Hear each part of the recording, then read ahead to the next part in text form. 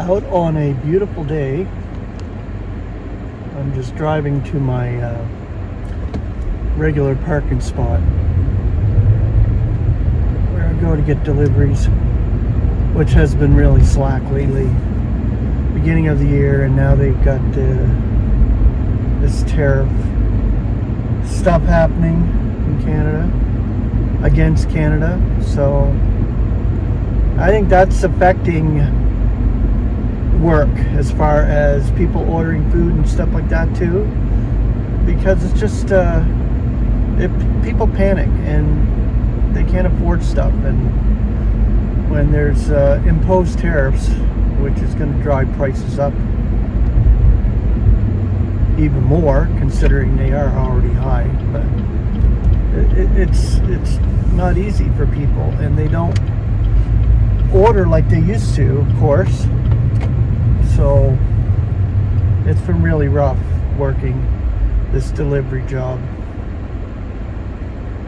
I guess we'll see what's happening here in the next little while, but I'm going to keep plugging away as far as looking for work and looking for another steady position, because this is really tough. I did I put together a little word study that I'm going to share with you today, concerning the word sect or sectarian. I looked it up in the keyword concordance, and it's interesting what it says about it, the definition.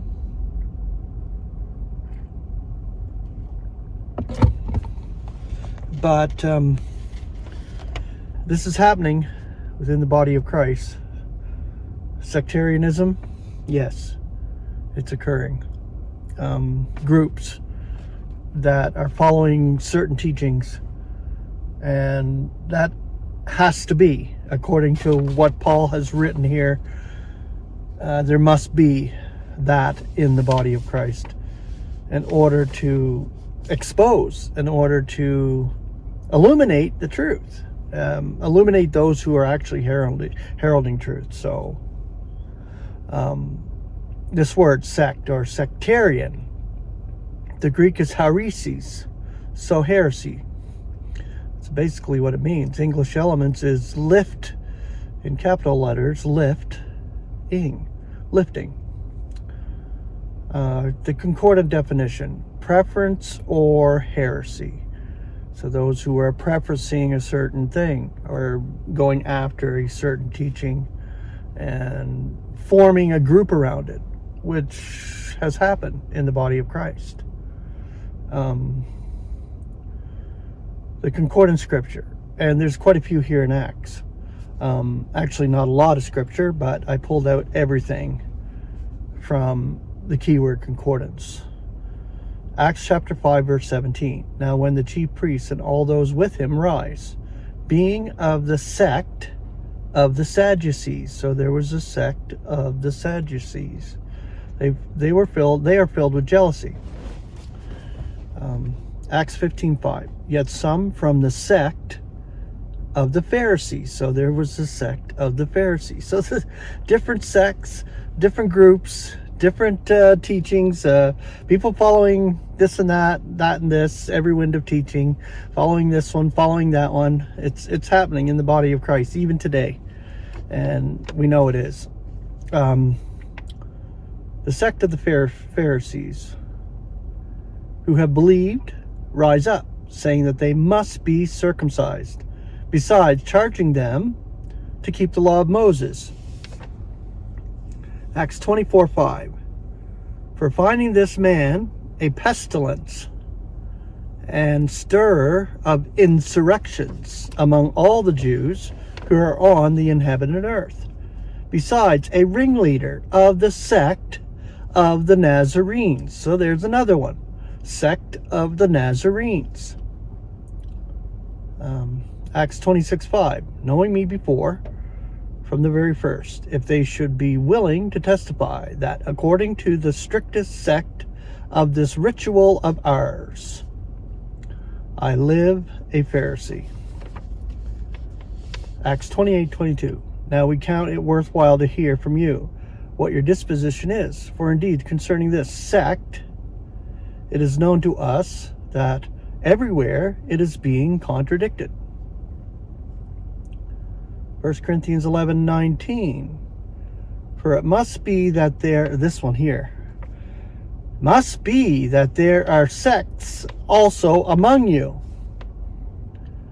that those who are qualified may be becoming apparent among you. So we see this happening today. The ones who are qualified, the ones who are teaching truth, the ones who are bringing truth from the scriptures are being illuminated as qualified because of these sects, which are everywhere in the body of Christ. And there's no kidding. People follow people, like I said, and they form groups. And this is why I was never a groupie. I was never part of any clique, any kind of gathering. That's religion. It's all over the place in religion, in Christianity. There's tons of them. We're part of a unity which is spiritual. It's not a physical thing. It's a spiritual thing. The unity of the Spirit. God's Spirit that brings us together in that fellowship, in that mindset where we are toward God in Christ. Okay, Galatians 5:20. Idolatry, enchantment, enmity, strife, jealousies, furies, factions, dissensions, sects. It's all in the same category. Look at that. Right there in Galatians. And this is what we have. That's happening. 2 Peter 2:1. Yet there came to be false prophets also among the people. As among you also there will be false teachers who will be smuggling in destructive sects, even disowning the owner who buys them, bringing on them swift destruction. So this is just going to increase and increase, even more so, even after we're gone. We're taken out, but this will continue. There'll be groups, and there'll be gatherings, and there'll be cults, and there'll be whatever forming even after we're out of here. This is a good passage of scripture. This last one, Titus 3:10.